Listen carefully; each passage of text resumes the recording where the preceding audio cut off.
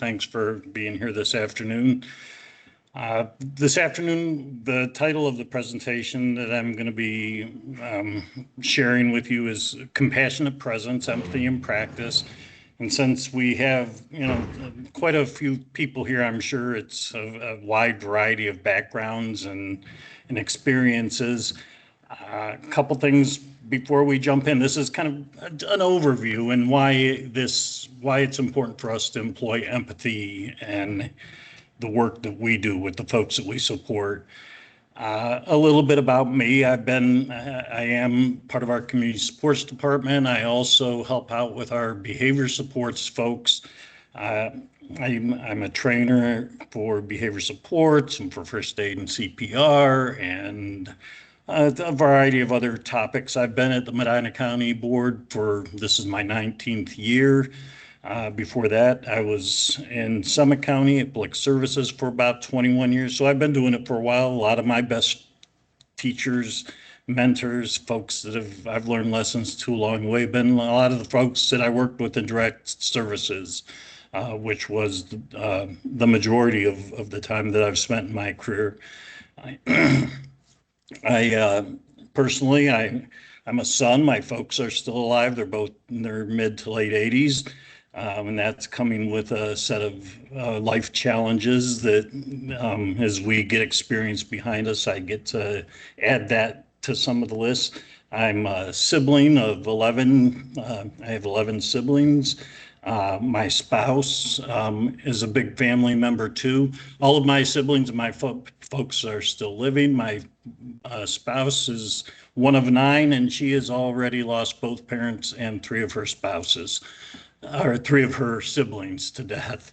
So we've had to deal with that. I'm a dad to 4 kids, 3 adult sons with wives, and I've got 4 grandkids.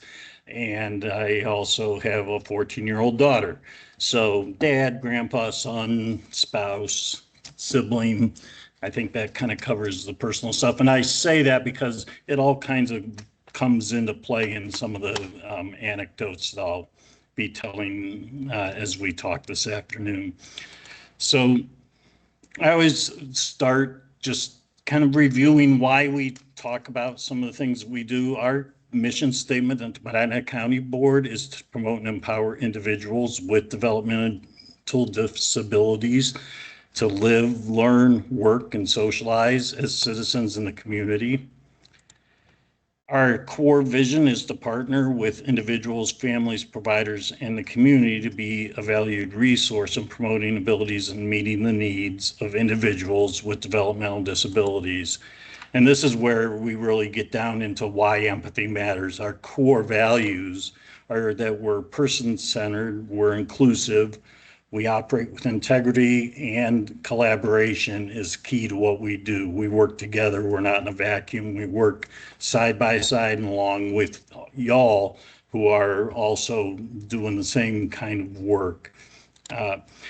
It doesn't say empathy in any of those core values, but I don't think you can be person-centered, be inclusive, have integrity, or be collaborative without really having a sense of operating with empathy.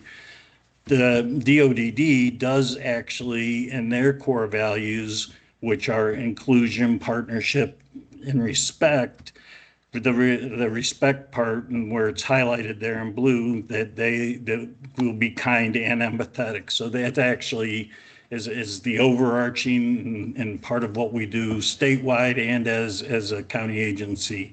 Empathy is important to us. And so we're going to spend a little bit of time talking about that. And we start with we'll look at what is empathy, what are some of the different types of empathy that get discussed and talked about. And the benefits of empathy, especially against the risks of shame and humiliation or apathy. And as we talk about serving our individuals, we are acutely aware that we need to be trauma sensitive. And one of the biggest things that can add to folks' trauma is humiliation. And when we're dealing out of an empathetic mind frame, we're really guarding against the risks of humiliation being an added or compounding factor to trauma that people may have already experienced. And if we're working or being alongside folks that haven't experienced life-changing kinds of trauma, we're not going to hurt them by still operating out of an empathetic mindset. So even we don't have to have trauma present, but we want to make sure that when we know that it is, that we're making a difference in those folks' lives too. And then we'll talk, and I'll share some practical ideas and examples for acting with empathy and just being humane in how we operate with each other and what we do in our relationships with the folks that we're supporting. So according to the dictionary definition, empathy refers to that ability to relate to another person's pain vicariously, as if we've already experienced that pain ourselves. And it's not only understanding that somebody is experienced that or has that pain, but being able to relate to it and maybe recalling a time that we've had a similar experience in our life, and that's engendered some of the same feelings.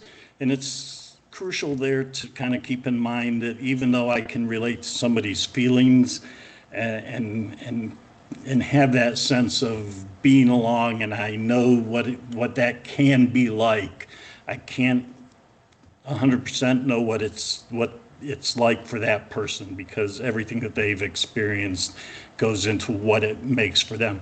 I sometimes, with my daughter Faith, my 14-year-old daughter, I've made the mistake a couple times of telling her when she's expressing things, I know how you feel.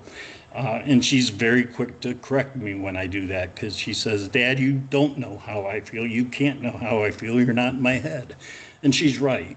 But I can relate to the feelings. I'm glad you're sharing those feelings with me. Thank you for trusting with me with what you're sharing, are much better ways for me to respond to that.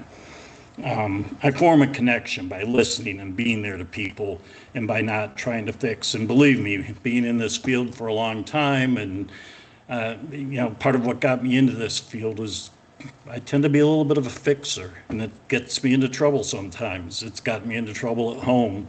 When my wife comes home, she's a nursing instructor at Kent State, and if she comes home and is telling me things about her day and what was going on, and or a problem that comes up, I'm listening, and sometimes my knee-jerk reaction has been to start throwing out, well, did you think about this, or have you tried this, or considered?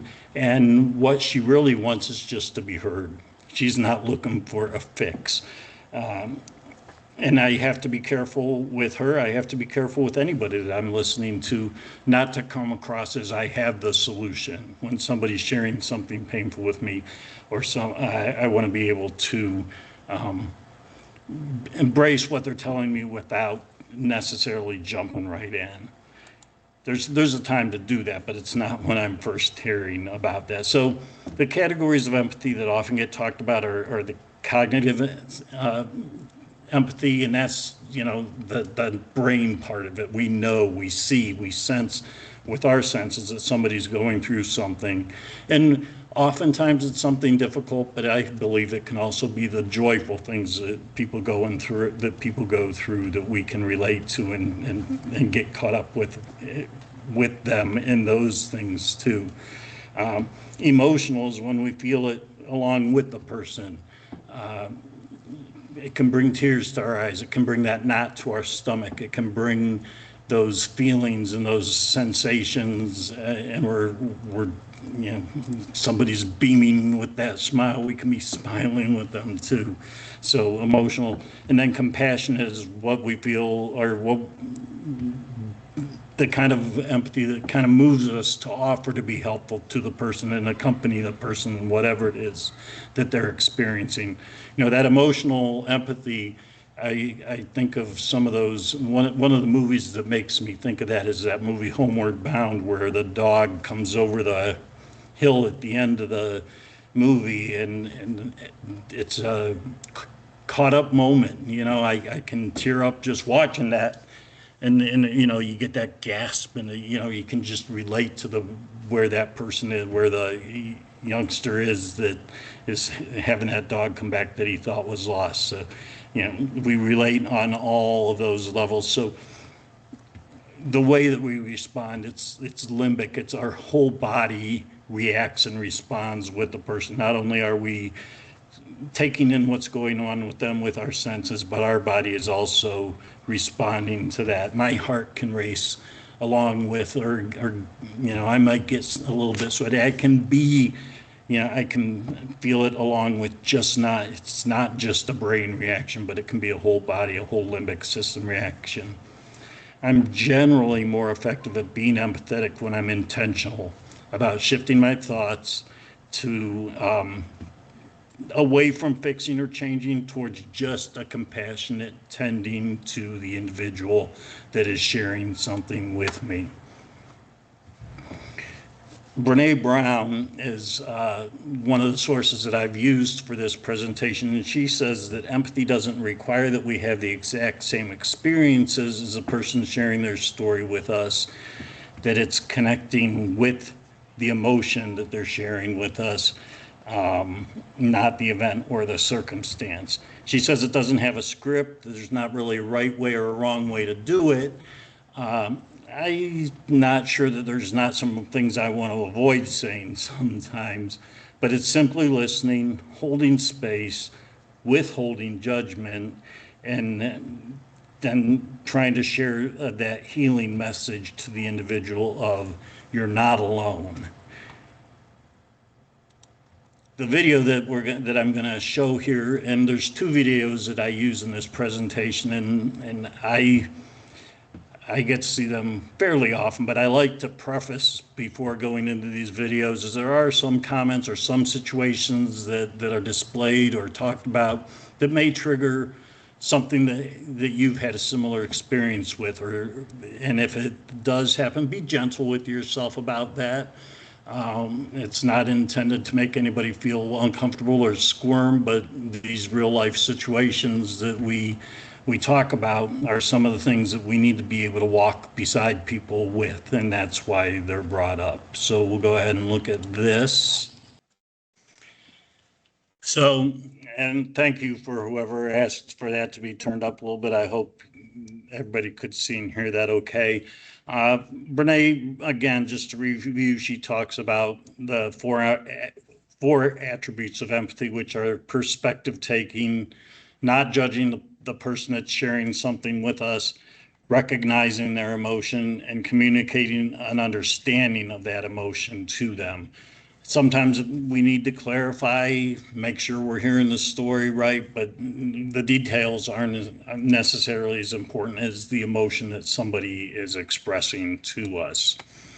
So what are some things that I can do? What are some practices and attitudes I can adopt to help exercise my empathy muscles, if you will, my empathy abilities?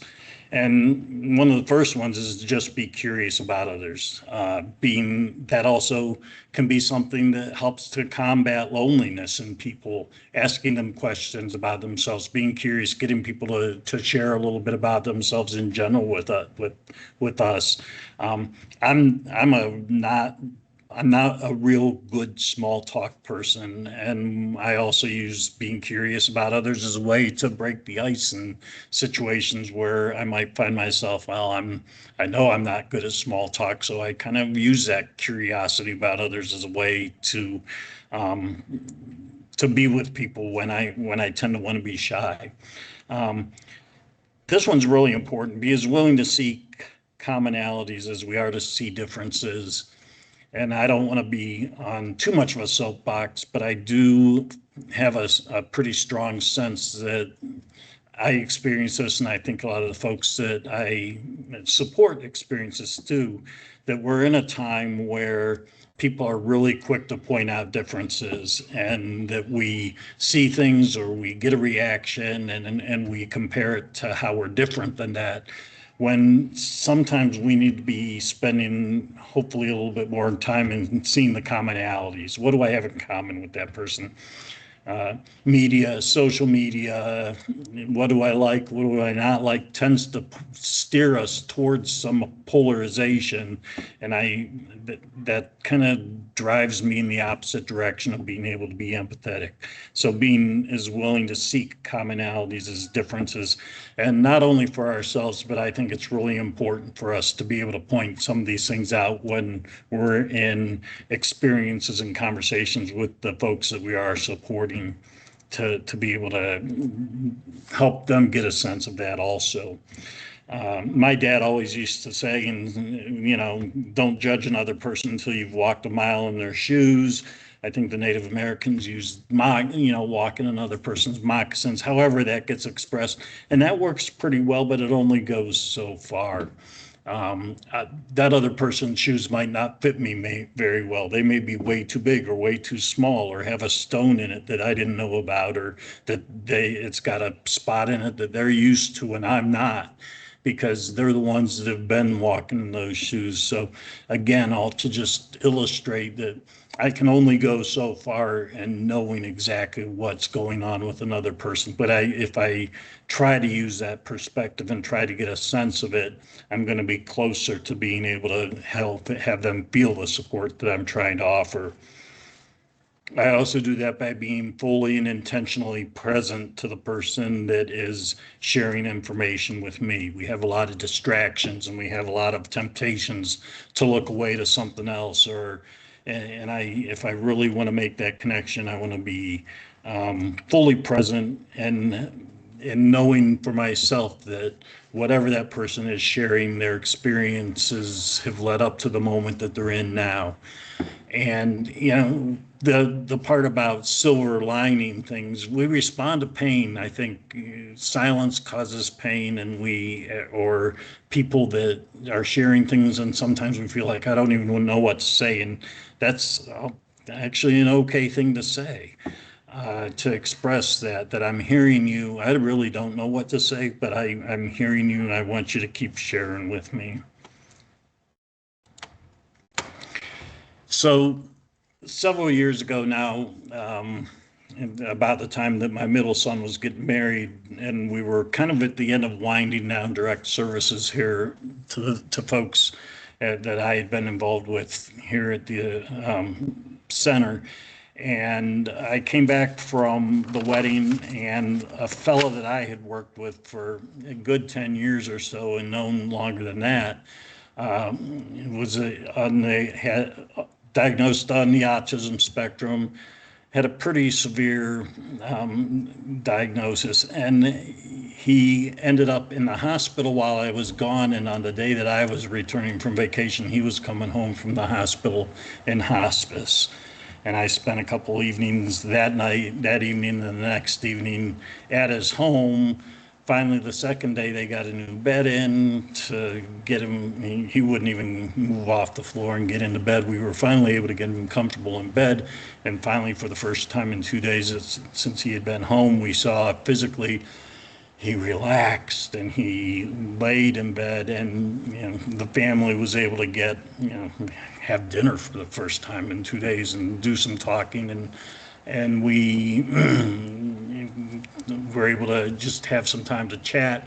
I left and got home, and within an hour I got a call that second night that he had died, and I went back and I was with the family during the immediate aftermath of that. Kind of a cool thing that in my life that was a result of some of that is they asked me if I would do a eulogy for him at his funeral, and I was honored to be able to do that. And about 3 weeks later, we were camping down at Mohican, and I got a call that one of my best friends, a couple friend of ours, Andy, my friend, was hiking with Mary, his wife, out in Washington State. And she sent him ahead on the path. He wasn't feeling right when they were hiking. He said, I'm not going to go the rest of the way to see what we hiked out here to see. You go ahead, and I'll wait for you here. When she went a little bit farther, and she had a sense that something wasn't right, and she turned around and came back, and He had apparently had a massive heart attack or something, and he died on that trail and was not able to be revived. So, boom, boom. Here I am, a mountaintop experience of this wedding, and now I've got these two things that were kind of a drain on me. Uh, and it wasn't my first experience with having people that were close. I had shared with you that, my spouse had lost both parents and three of her siblings during the time. And part of, just getting more life experience behind me, or getting older, I guess is the other way I can say that. More of these things happen.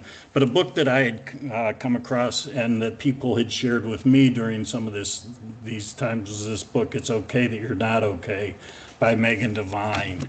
And I think there's some valuable lessons in this book that I like to pass along. And one of them is that what another person is experiencing or has experienced belongs to them. I'm merely a supporting piece in something that somebody is sharing with me. That means when I'm hearing the story, when I'm with people, when I was with Mary after she came back and we were supporting her about Andy's death, sticking with the objective truth, not predictions or generalizations or advice. I like to think that silence and listen both use the same letters. When that pain is there and I want to fill it up with words, sometimes it's better to just be quiet. I have a sense in my heart, and it gives me peace about my friend Andy, that he died doing something that he loved. He was with his wife, who they had a great relationship, and they loved camping, and they were doing stuff that they loved. Um, and I also had a sense for myself that he might have sensed something was happening, and that's why he sent her ahead on the trail to not have her experience or witness whatever he sensed was coming on. Um, those all are thoughts that I have that maybe provide me some comfort. Not once in the 5 years that's happened have I ever mentioned any of those thoughts to Mary, because that's my thing. It may not be her thing. If I said to her, well, maybe he just didn't want to have you see that happen, that might be devastating for her. And, I could see myself, if somebody's saying something like that to me, what, she didn't love me enough or trust me enough to die in front of me? And that's an extreme example, but, that's the kinds of things that, I have to be attentive to in my thinking versus what comes out of my mouth in those kinds of situations. I want to strive to prevent another person from feeling judged or shamed in whatever circumstances or experience that they're sharing with me. And Megan also says, don't try to fix the unfixable. Grief hurts, pain hurts, trauma hurts. Sometimes the best message that I can give somebody when I'm trying to support them is, I hear you, this hurts, I care, I'm here. In order to be good at doing any of this, in order to be empathetic with people, I have to keep my own battery charged. I have to be able to have some self-resilience, and some things that have been suggested to me over the years to be able to do this that I like to pass on, and because they have helped to some degree or another. And I'm not good at using all of these. I'm not a good journal keeper. I'm not consistent, write things down. But some people are. Some people like to keep lists and keep things of things that they're grateful for, thankful for. And that can be a real pick-me-up, especially if I get into a dark place where things aren't going as well right now. I can remember on those tough days that it isn't always like that, and I have these other things that can help keep me going. Consider a way that occasionally that you've used one of your gifts, just in some reflection. What have I done? Have I done anything that I can give myself a little bit of credit for, that maybe just in some small way help the world to be just a little bit better of a place? And yeah, I'm a little bit of an idealist, and I would like to be able to try to do bring some good and some light to the places that I go. But One of the things I've been taught along the way is it's nice to do something nice for somebody and not tell anybody else about it. And that means I need to recognize it for myself. But my dad, one of the things he also said was, don't break your arm patting yourself on the back. I'm not doing it to give myself a huge amount of credit, but I'm also, it can help me when the road gets a little bit tougher again, to know that maybe I can be a positive difference maker. The last one on this list is making a compassionate wish. If the circumstances aren't as ideal as I'd like them to be when I'm leaving that situation, I need to maybe have a hope that whatever's going on with this person or whatever the situation is right now, that it's going to lead to the greater good for the person. An example that I have of this is a couple years ago, one of our service support administrators, our SSAs, was working with someone who had to be hospitalized. They were used to living with their family at home because of the needs they were going to have once they were out of the hospital. That wasn't going to be able to be done at home. The next step out of the hospital was a skilled nursing facility, a nursing home. Happened to be a nursing home in Akron that I had some personal negative biases about from past experiences. And sometimes even just walking into a nursing home can have some, depending on the place, that there can be, our senses key into things and bring back memories. And so as I'm leaving this place, and we set this fella up and we gave staff some information on best ways for interacting with him and helping him be successful in getting through his day. But as I left, I got to the car and I was just like, ugh, he has to be here. But I also then had to say, well, use that making a compassionate wish. Hopefully this is temporary, and hopefully whatever time he spends here is going to help him in the next step away from here. It didn't look like that was going to be able to be back with his family at their home, but hopefully it's a step towards whatever is going to be, and having that hope that whatever's happening now can be used somewhere down the line for the greater good. And it's really important to do that with ourselves, to have that sense of, to have some personal resilience. Because in order to be, empathy is necessary to this compassion, and compassion is what can help regulate us from getting too overwhelmed by the negative things that do come up, which is another way to maybe talk about burnout, being really overwhelmed with the things that we support other people with. Trauma-informed, resilience-focused care has become a real focus, especially in the last dozen years or so in the state of Ohio. Mary Vicario was one of the first spearheads for the project that's been ongoing. And one of the quotes that I really like from her that says that promoting healing and hope in those we serve, our staff, each other, and ourselves, require that we develop a sort of endurance that reduces our own distress. And when we do that, our highest hope of serving others can live on.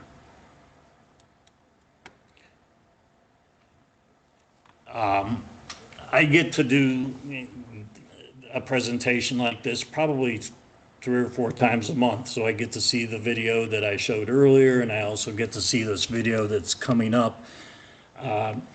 And it doesn't matter to me usually how many times I've seen it. It's a good reminder of me, just of how I need to encounter the people that I encounter on a day-to-day basis. And I may not, and how they're experiencing, or what experiences are coming up in their lives that are leading them to where they are right now. I'm going to go ahead and show this, and then I've got a couple wrap-up ideas, and then we'll take some questions. So let's go ahead and look at this video next.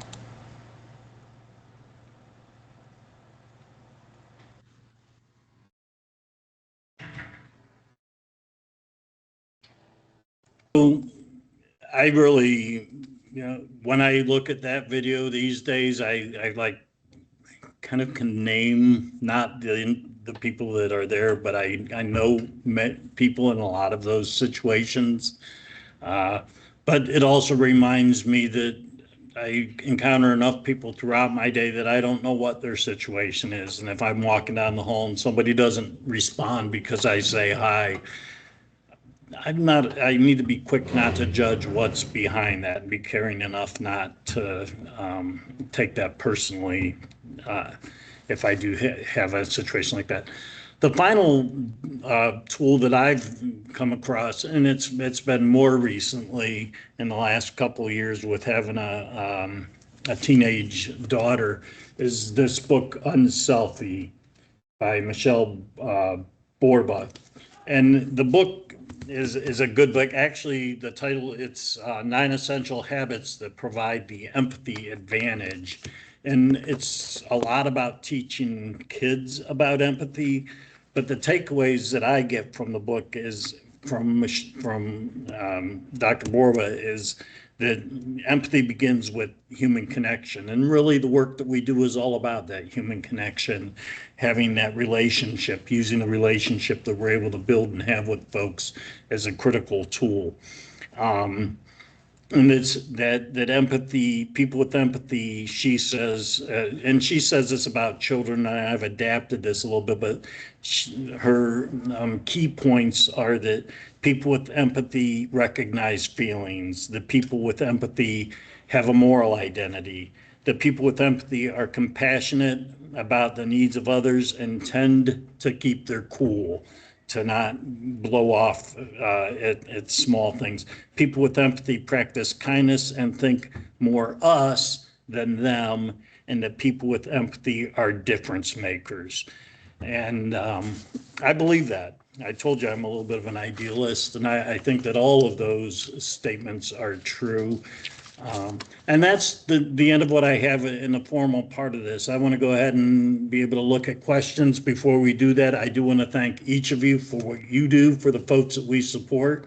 I try never to not take that for granted. And thanks for being here this afternoon. And again, thanks for what you do. And I'll look to see if we have any questions, or if you're able to unmute and ask a question, or if you have any general comments, we can go from there.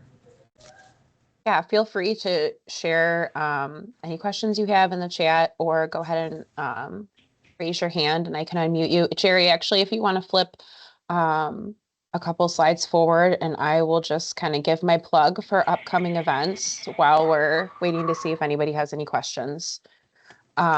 Okay, so for any providers that are on today, we have our upcoming provider and SSA Mingle on Tuesday, June 10th. We're going to be talking about MUI rule changes, and that's going to be here at the Achievement Center from 10 to 11:30.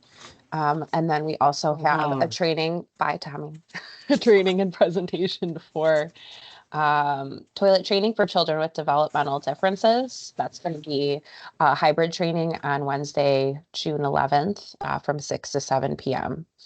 And I think Crystal, I saw something from you in the chat. Crystal wanted to know what's the age range for kids for the book that you just mentioned, Jerry, teenagers or possibly younger? It's a really good question, and I kind of had this in mind when I started talking about it. Actually, at the end of every chapter, it's broken down. It can be all ranges of kids, but there's actually activities and ideas to help with kids, little ones, toddlers and preschoolers, school age, tweens and older, and activities and ideas for all ages. And the other thing that when we're working with our folks and try to help them have, do some social enhancement of what the interactions that they're able to have with each other. A lot of some of the activities can even be adapted for use with helping with them. But it does, at the end of it, it's got ideas for a wide range of ages to work with. And it says children, but I think that, when we're looking at I learn a lot from things that happen with kids too. So all ages. And it was a really good question. Thank you, Crystal. And somebody else had asked what the title was. I just looked up, Unselfie I just put is up the link to her okay. website, it looks like here. Thank you.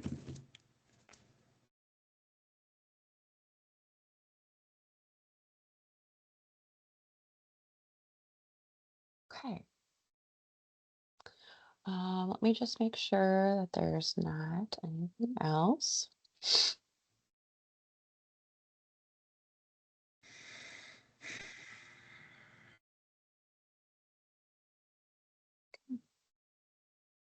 All right. Well, if no one has any other questions, again, I just want to thank Jerry for his time today, and thank you all for attending. There is going to be a follow-up email that will be sent to all attendees that will have a copy of the PowerPoint today, as well as a link to today's presentation if you wanted to pass that along to anyone, if you work at an agency, if there's anybody else you think would benefit from watching this presentation, that would be great. Feel free to pass that along. That's going to be on our YouTube page. And you'll also get a link to our event survey. If you could just take a moment to complete that survey, that is super helpful to us in the planning process for future trainings and events. Thank you all for your feedback. And again, thanks to Jerry, and everybody have a great afternoon. Thanks, everybody.